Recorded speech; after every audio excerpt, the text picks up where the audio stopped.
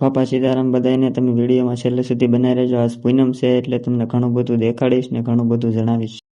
બાપા સીતારામ આજ બગડાણા જવાનું છે. સેવામાં એક્સ્ટ્રા વારો છે. પૂનમ છે એટલે અમારું મંડળ બોલાવેલું છે અને ભોળાનાથના દર્શન કરતા જ આવી.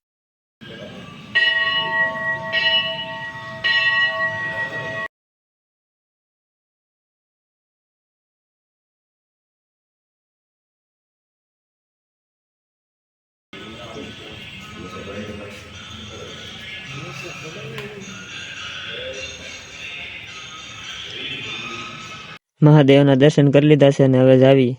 અને જો અહીંયા હવન કુંડ ને હતું બધું ખાલી થઈ ગયું છે. હવે તો કોઈ માણસો છે નહીં. ટ્રેક્ટરમાં હવે બેસી ગયા બધા અને ટિકિટ લેવાનું ચાલુ કરી દીધી. 50 રૂપિયા ટિકિટ છે આવવા જવાની. બિલ આપી દેવાના બધાને. આપણે પણ લઈ લીધો. રસ્તામાં જતા થતો એક એક્સિડન્ટ જોવા મળ્યો. રાવગઢ પાસે પહોંચ્યા ને ત્યાં અને કોઈને બહુ વાગ્યું નથી એટલે સારું છે બાપાની દયાથી. બગડાણા મંદિર પાસે પહોંચી ગયા છે અને હવે તાણીથી એક જોરદાર જયકાર બોલાવી નાખી. બોલો બજરંગદાસ બાપાની જય. બાપા જય જય સીતારામ સીતારામ. હવે તમને મંદિરની અંદર બધું દર્શન કરાવું. તમને ફૂલ માણસો છે. આજ પૂનમ છે એટલે ફૂલ ટ્રાફિક હોય અને બહુ માણસો પણ હોય. અમારે તો સીધું રસોડા વિભાગમાં જવાનું હોય પણ અમારે સિંગનું બાસ્કું ઉતારવાનું હતું એટલે હું અહીંયા આવ્યો છું અને તમને દર્શન કરાવી દઉં. ગાદી મંદિરે જો બહુ લાંબી લાઈન છે પણ આપણે લાંબી લાઈનમાં ઊભું રહેવાનું નથી. અહીંથી દર્શન કરાવી લો ફોનમાં ઝૂમ કરીને. હું પણ કરી લઉં દર્શન ને તમને પણ કરાવું કેમ કે મારે પાછું રસોડે જવાનું છે. સૌથી પહેલાં અમારે મંડળવાળાને બધાને અહીંયા જ દર્શન કરવાના હોય કેમ કે રસોડા વિભાગમાં સેવા કરવાની હોય એટલે અહીંયા દર્શન કરી લેવી. અમૂલ સાઈસનું આખું ટ્રેક્ટર ભરીને આવ્યું અને રસોડા વિભાગની અંદર તો જો આજ લેડીઝ મંડળ પણ લાટ આવેલા છે. હવે આગળ કાઉન્ટરે જ આવી અને પૂછવી શું કામ કરવાનું છે.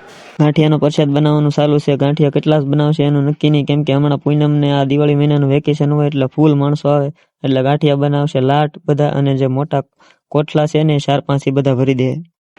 જો અહીંયા દાળ નીકળવાનું ચાલુ છે. અહીંયા 2 મોટા જે તપેલા છે ને એ 14 પૂનમ હોય ને તારે આમાં દાળ બનાવવાની હોય એટલે બીજી વાર બનાવી જ ન પડે. 2 ટોપ બની જાય એટલે આમાં મને એમ છે 20,000 જેટલું માણસ જમી જાય આ 2 દાળના તપેલામાં. વિચાર તો કરો 2 તપેલા બનાવતા કેટલું માણસ જમી જાય. આવી વ્યવસ્થા તમને ક્યાં જોવા મળે? બગડાણા સિવાય ક્યાંય ન મળે.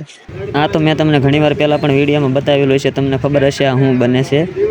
લાડવાનો પ્રસાદ બનાવવાનો હોય એની હટવા મુઠિયા તળે છે અને પછી આ ભૂકો કરીને કોટિયામાં નાખે અને પછી ઘી ગરમ કરીને અંદર નાખી દે.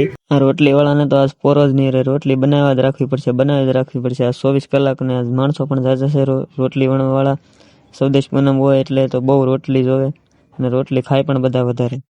જોઈ લો અમૂલ સાઈસના કેરેટના થપ્પા માર્યા. તમને આવું ક્યાં જોવા મળે? કયા ધામમાં? જેટલી પીવી એટલી તમારે ભૂકાત કાઢી નાખે. અને જો આખો ટોપ ભર્યો જીતો. જોઈ લો જમવામાં હવે પબ્લિક જામ્યું છે ફૂલ. આખો શેડ ખચાખચનો ભરેલો છે એક હરખો કારુનો અને હજી માણસો આવતું જ જાય છે. જવા તમે કેટલું માણસો છે અંદર.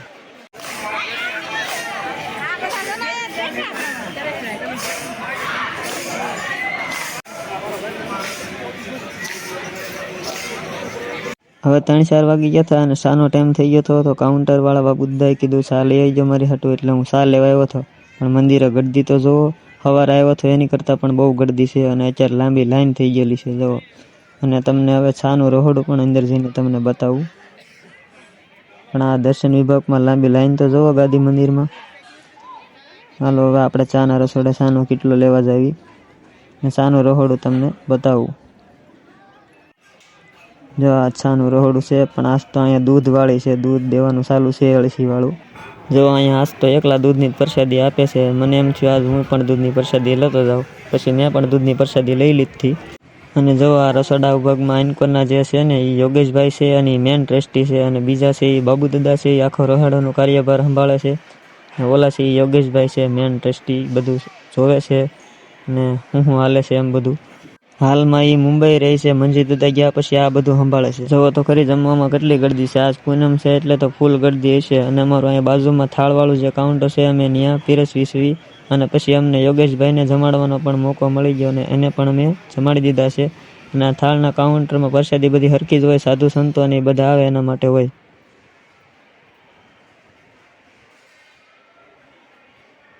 હવે જો હું પીરસતો હતો ને એટલામાં તે અમારા મંડળવાળા બધા આવી ગયા છે. એને જમાડી દેવી પછી અમે જમી લઈએ કેમ કે 2:30 વાગી ગયા છે અને હવે અમારે પ્રસાદી લેવા બેસવાનું છે.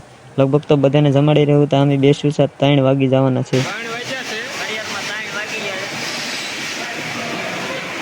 પબ્લિક ઓછું થતું એવું નથી ભાઈ, ફૂલ પબ્લિક છે.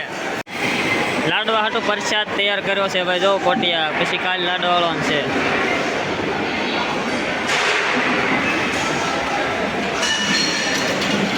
જો આ છે અમારા ભીખા દાદા, આખા રહોડાના કાર્ય કરતા. 4 વાગ્યા તો પબ્લિક જો લઈ લો. હવે જઈ બગડે આટા મારવા ગાવાના ખાવું ને બાપા સીતારામ.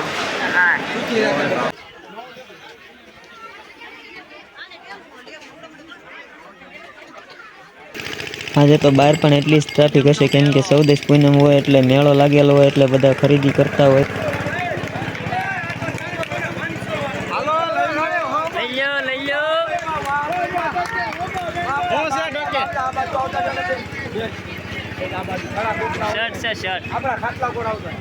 હવે તો બગડેશ્વર મહાદેવના મંદિરે દર્શન કરવા આવી ગયા. આપણે બગડેશ્વરે તો આવવું જ પડે દર્શન કરવા. કરી લો બધા બગડેશ્વર મહાદેવના દર્શન. જય ભોળાનાથ. પછી બગડ નદીમાં નાવાનું મન થયું એટલે નાયા હો બગડ નદીના કુંડમાં, અને નાવાની કાંઈ મોજ જ પડી ગઈ. જો મજા આવી ગઈ ને ગાંડા કાઢ્યા. ઠાઠા પાણીએ નાવાનું મજા આવે એવું હતું, અને જોરદાર બધા નાતા જ થા એટલે અમને પણ મન થઈ ગયું નાવાનું. નાય નાખ્યા બીજું હું. અને એમ પણ એક્સ્ટ્રા વાળો હતો એટલે સાજા મંડળ તેડાવેલા હતા એટલે ગળદી નહોતી.